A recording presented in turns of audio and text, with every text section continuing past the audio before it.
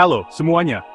Hari ini kita akan menjelajahi dunia sistem operasi yang menarik, khususnya dua konsep penting, sinkronisasi proses dan penjadwalan.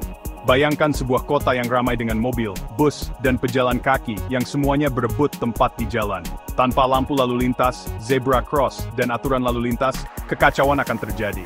Begitu pula dalam sistem komputer, banyak proses, seperti kendaraan di kota kita, bersaing untuk mendapatkan sumber daya, terutama CPU. Sinkronisasi dan penjadwalan proses bertindak sebagai sistem manajemen lalu lintas, memastikan ketertiban dan efisiensi. Di bagian selanjutnya, kita akan mengeksplorasi pentingnya sinkronisasi proses dalam menjaga konsistensi data dan bagaimana semafor membantu mencapai hal ini. Kita kemudian akan menjelaskan tantangan deadlock dan starvation. Selanjutnya, kita akan membahas penjadwalan proses, menjelajahi berbagai algoritma penjadwalan, dan implikasinya di dunia nyata. Vandaag Thames Funnel kita ke jantung sistem operasi. Dalam sistem operasi, proses seringkali perlu berbagi data. Data bersama ini dapat berada di memori bersama atau file.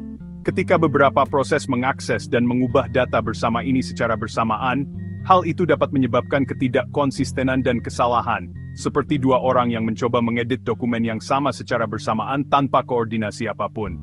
Sinkronisasi proses datang untuk menyelamatkan. Ini menyediakan mekanisme untuk memastikan bahwa beberapa proses mengakses sumber daya bersama secara terkendali dan teratur. Akses yang terkontrol ini mencegah kerusakan data dan menjaga integritas data, memastikan bahwa sistem beroperasi dengan andal dan dapat diprediksi. Sama seperti lampu lalu lintas mencegah kecelakaan di persimpangan, mekanisme sinkronisasi mencegah tabrakan data dalam sistem operasi. Masalah bagian kritis terletak di jantung sinkronisasi proses. Bagian kritis adalah segmen kode di mana sumber daya bersama, seperti struktur data atau file, diakses. Tantangannya adalah untuk mengizinkan hanya satu proses berada di dalam bagian kritisnya pada waktu tertentu. Akses eksklusif ini mencegah kondisi balapan, di mana beberapa proses yang mencoba memodifikasi data bersama secara bersamaan dapat menyebabkan hasil yang tidak terduga dan salah. Sebagai ilustrasi, bayangkan jembatan satu jalur. Hanya satu mobil yang dapat melintasi jembatan pada satu waktu untuk menghindari tabrakan. Demikian pula, dalam sistem operasi, hanya satu proses yang boleh menjalankan bagian kritisnya, mengakses sumber daya bersama pada saat tertentu. Kegagalan untuk melakukannya dapat menyebabkan kerusakan data dan ketidakstabilan sistem. Solusi untuk masalah bagian kritis, seperti semafor, sangat penting untuk memastikan sinkronisasi yang tepat. Semafor adalah alat sinkronisasi yang ampuh yang digunakan untuk memecahkan masalah bagian kritis dan mengelola akses ke sumber daya bersama. Anggap semafor sebagai sinyal lalu lintas yang mengontrol akses ke bagian kritis. Semafor pada dasarnya adalah variabel integer yang diakses melalui dua operasi atom wait dan signal. Operasi wait mengurangi nilai semafor. Jika nilainya menjadi negatif, proses yang menjalankan wait diblokir, menandakan bahwa sumber daya saat ini tidak tersedia. Operasi signal menambah nilai semafor. Jika nilainya negatif sebelum kenaikan, menunjukkan proses menunggu. Salah satu proses menunggu dibebaskan, memungkinkannya untuk mengakses sumber daya. Semafor dapat dikategorikan menjadi dua jenis utama, semafor penghitung dan semafor binner.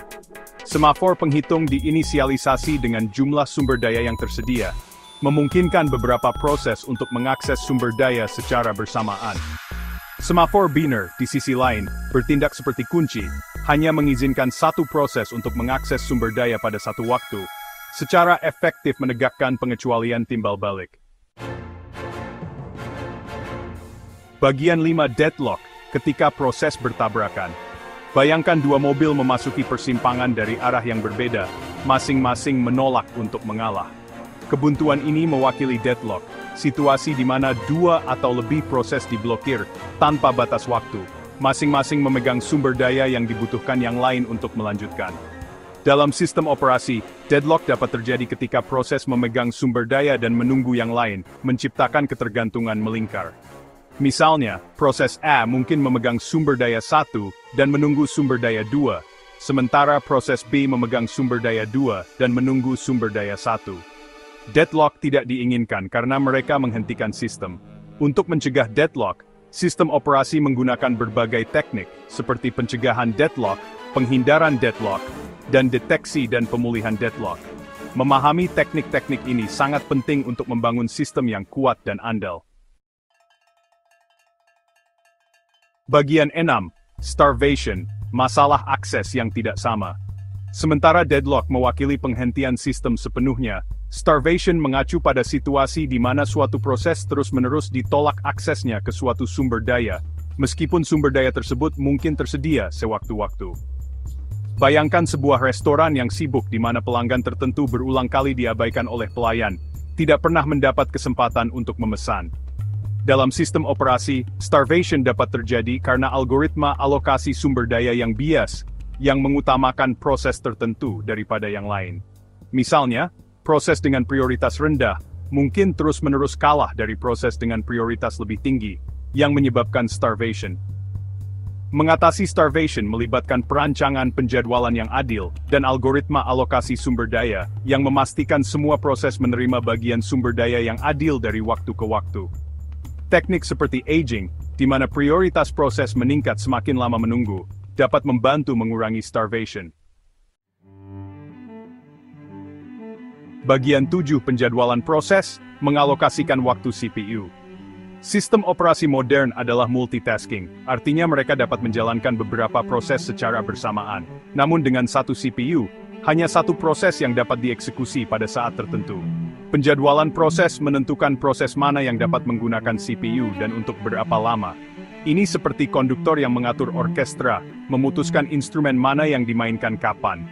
Penjadwalan CPU bertujuan untuk memaksimalkan pemanfaatan CPU, memastikan CPU secara aktif melakukan pekerjaan yang bermanfaat sebagian besar waktu. Ini juga bertujuan untuk memberikan waktu respons yang wajar untuk proses interaktif, memastikan pengguna tidak mengalami penundaan yang berlebihan. Algoritma penjadwalan yang berbeda menggunakan berbagai strategi untuk mencapai tujuan ini, dan pilihan algoritma dapat secara signifikan memengaruhi kinerja sistem. Bagian 8. Algoritma penjadwalan, menyeimbangkan kecepatan dan keadilan. Selama bertahun-tahun, ilmuwan komputer telah mengembangkan berbagai algoritma penjadwalan, masing-masing dengan kelebihan dan kekurangannya. First come, first serve, FCFS, adalah yang paling sederhana, menjadwalkan proses sesuai urutan kedatangannya. Meskipun mudah diterapkan, FCFS dapat menyebabkan waktu tunggu yang lama jika proses yang panjang datang lebih dulu. Shortest gen, bertujuan untuk meminimalkan waktu tunggu rata-rata dengan menjadwalkan pekerjaan terpendek terlebih dahulu. Namun, SJN memerlukan pengetahuan tentang durasi pekerjaan sebelumnya, yang tidak selalu memungkinkan. Penjadwalan round robin mengalokasikan potongan waktu tetap, yang disebut quantum, untuk setiap proses secara melingkar. Pendekatan ini memastikan keadilan tetapi dapat menimbulkan overhead dari pergantian konteks yang sering. Penjadwalan prioritas menetapkan prioritas untuk proses, menjadwalkan proses dengan prioritas lebih tinggi terlebih dahulu. Meskipun efektif untuk memprioritaskan tugas-tugas penting, penjadwalan prioritas dapat menyebabkan starvation jika tidak dikelola dengan hati-hati. Memilih algoritma penjadwalan yang tepat bergantung pada persyaratan spesifik sistem dan karakteristik beban kerja. Memahami pengorbanan dari setiap algoritma sangat penting untuk mengoptimalkan kinerja sistem. Bagian 9, kesimpulan, sinergi sinkronisasi dan penjadwalan. Sepanjang esai ini, kita telah mengeksplorasi peran penting sinkronisasi proses dan penjadwalan dalam sistem operasi. Sinkronisasi memastikan akses yang teratur ke sumber daya bersama, mencegah kerusakan data, dan menjaga integritas sistem. Penjadwalan menentukan proses mana yang dapat menggunakan CPU, berjuang untuk pemanfaatan CPU maksimum dan daya tanggap.